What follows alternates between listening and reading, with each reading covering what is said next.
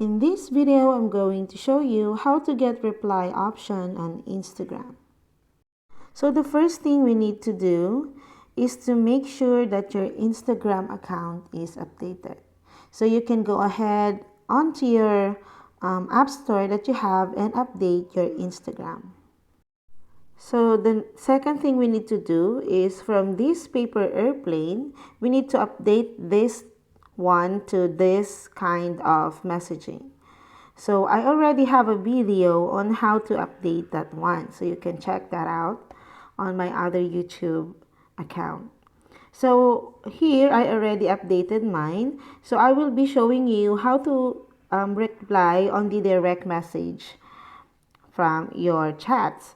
So for example, I'll be answering this chat.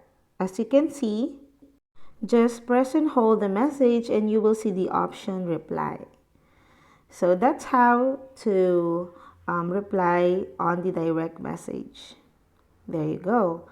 So let's do it again. I'll just hold and press the one that I wanted to reply and then click on reply and then tap send.